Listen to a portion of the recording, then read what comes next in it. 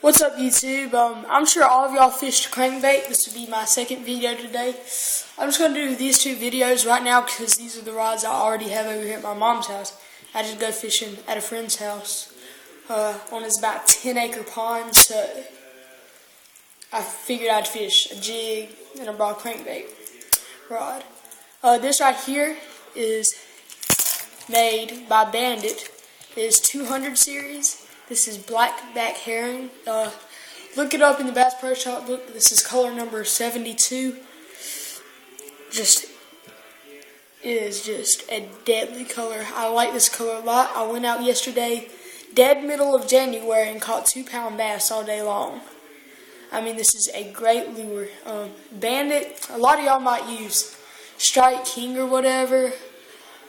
The two crankbaits that I'm going to use mainly are Bandit, Norman, and every now and then I'll use like a Lucky Strike or something, like their weight baits. They're really good weight baits. I might do a video on that later.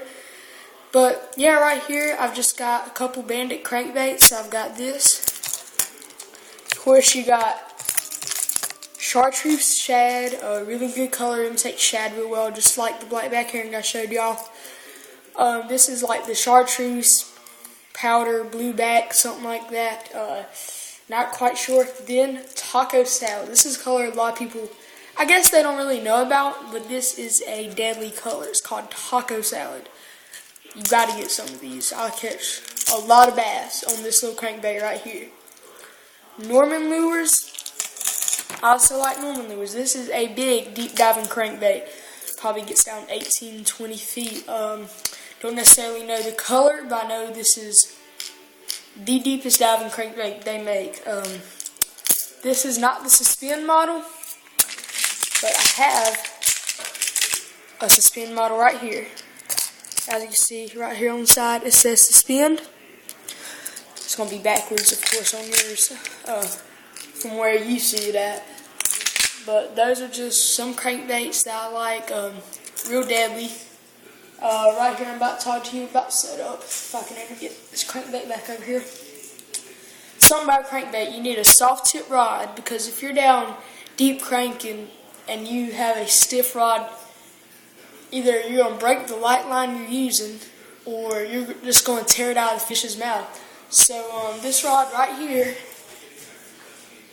an extremely soft tip.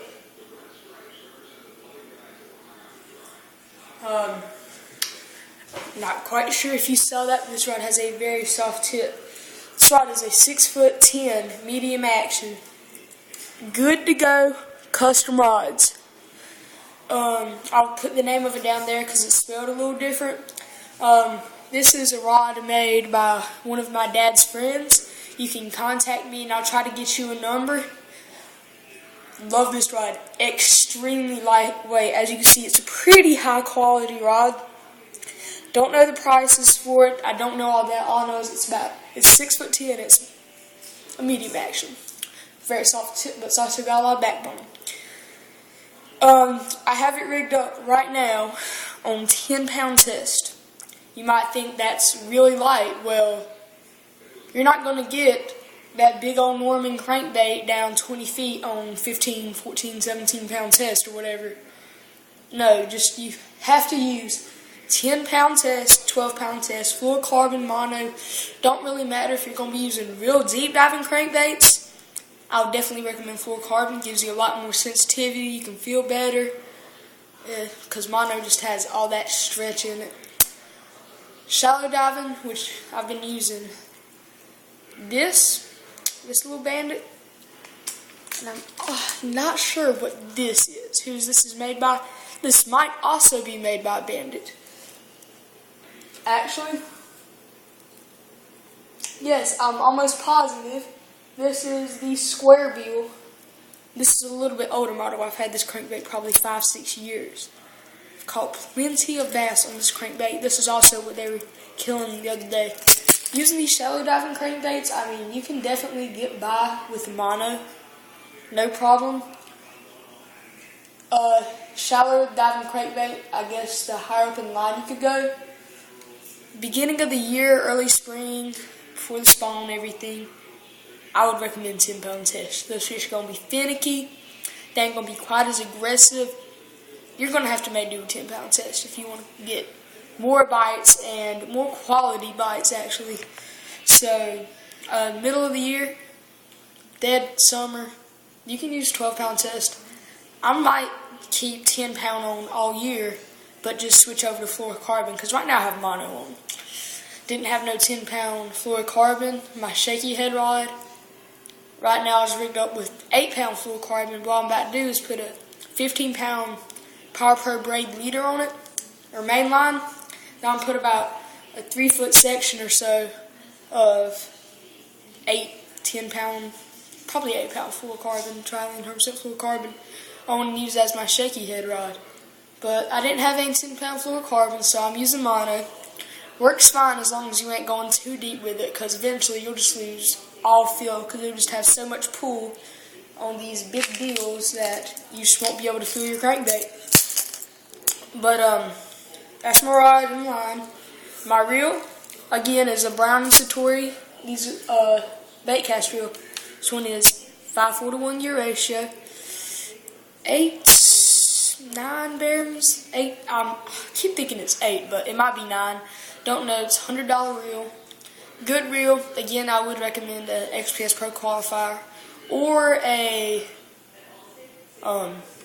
Evan Garcia, or both of those are real good reels. I like this reel. I will recommend it, but I would recommend the other two above it. It's just a really good combo. It's a lightweight combo, because that's the thing about crankbait. You're going to be using these big old fiberglass rods like One Bass Pro Shop makes. That's a really good rod too for crankbait if you want to use that. Also, my dad has some, because my dad's like on up there. I mean, he's going to be fishing this huge Federation Nation or whatever, something tournament. I don't know exactly what it is. It's going to be in Florida. I think it'll be Lake Okeechobee or something. But so my dad has like 30 rods, probably something like that. I don't have 8, 7, something like that. I'm waiting for a new rod to come in. It's going to be my Cinco rod. I'm pretty psyched about that. I'm ready for that rod to come in. But this is pretty much my entire cranking combo. Very good combo, very lightweight. You want it to be, you might need to beef up a little bit if you're going to be using a lot deeper diving crankbait, which I don't use these all this much unless it's like dead middle of August when it's 105 degrees outside. So that's pretty much it for my cranking combo. Please comment, rate, subscribe, do whatever you need to do. If you have any questions, please comment below. I can definitely answer them. I don't mind at all. Just, if you please give it a thumbs up, that would be good too. But don't be afraid if you have a question to try and talk to me about it, because I'll try my very best to answer whatever questions you have. But yeah, Bandit, Norman lures, all those are my favorite crankbaits. Do I know why? No. I just like them a lot. I like the colors. I like the way they look. I think they catch more bass. But that's it for my video. If you just any questions, please don't be afraid to contact me.